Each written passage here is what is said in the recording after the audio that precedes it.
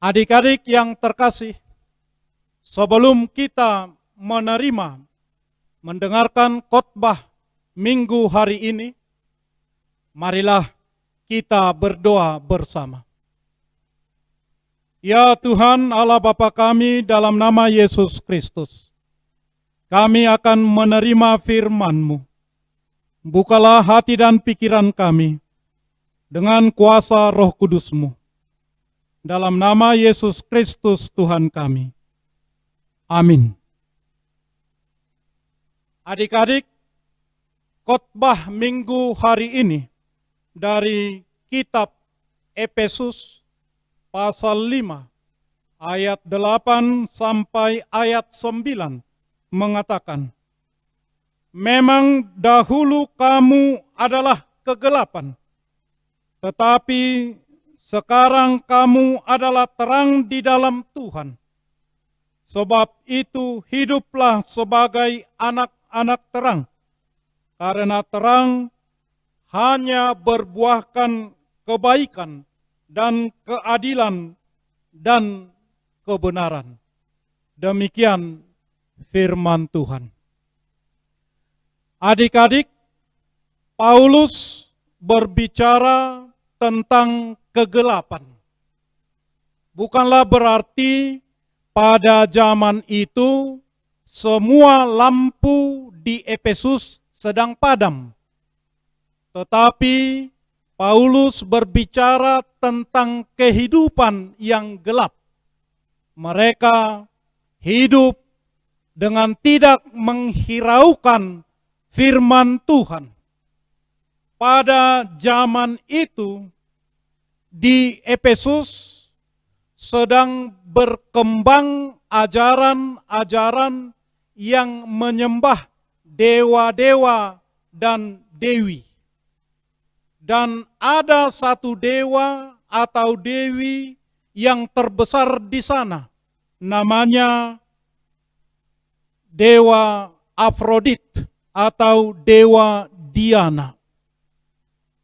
Berkisah dari sebuah batu yang jatuh dari luar angkasa, dan batu tersebut memiliki banyak benjolan-benjolan pada permukaannya.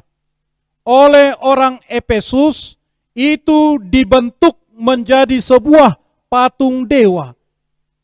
Namanya dewa Afrodit tadi, dewa Diana. Dan mereka menyembah itu. Dan banyak lagi dewa-dewa yang lain yang diletakkan di kuil. Mereka menyebutnya sebagai dewa kesuburan atau dewi kesuburan.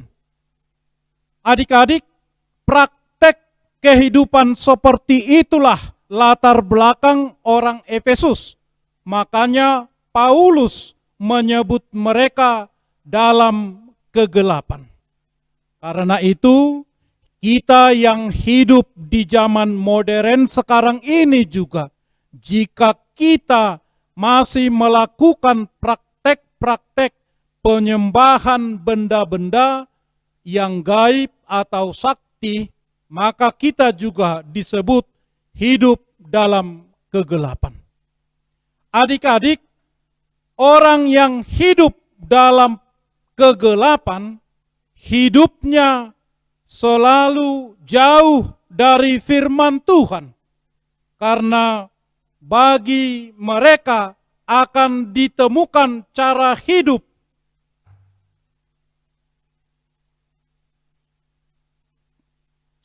hidup menurut perbuatan daging. Dan Paulus mencatatkannya dalam Galatia pasal 5 ayat 19.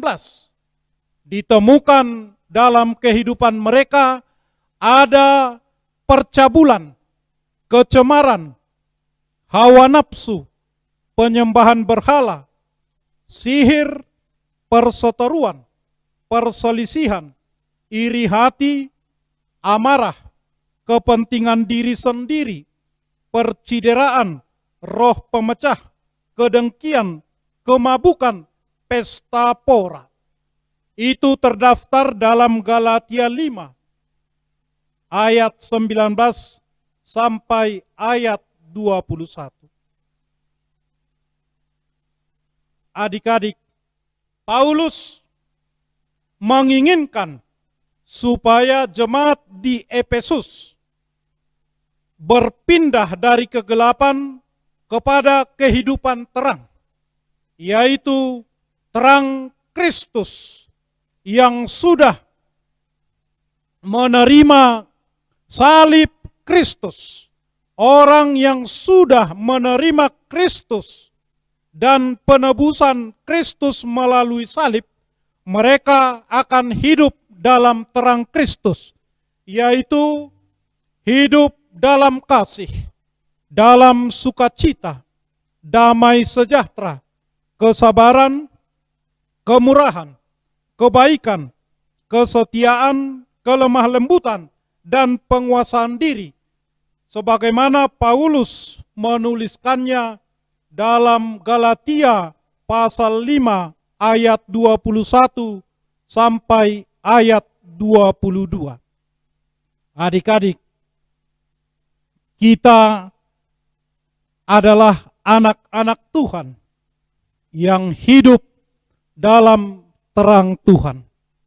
Satu dengan yang lain saling mengasihi, walaupun temanmu kulitnya hitam, rambutnya keriting, rambutmu lurus, walau sukunya berbeda, agamanya berbeda, bangsanya berbeda, orang yang sudah menerima terang Tuhan harus sanggup saling menerima, mengasihi, menolong. Itulah ciri-ciri orang yang hidup dalam terang Tuhan. Adik-adik, ada lagunya loh.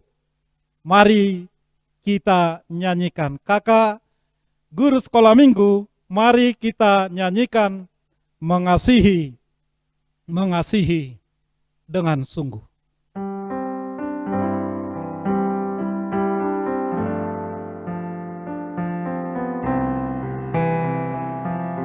Ayo adik-adik ikuti lagu kita.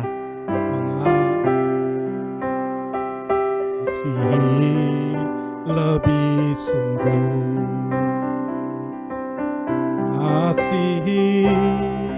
mengasihi lebih sungguh. Tuhan lebih dulu mengasihi kepadaku, mengasihi lebih sungguh, mengampuni,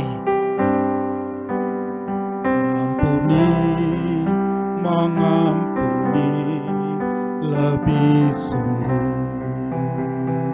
Ayo adik-adik, mengampuni,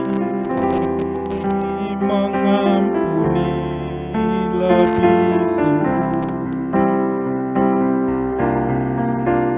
Tuhan lebih dulu mengampuni kepadaku, mengampuni lebih sungguh.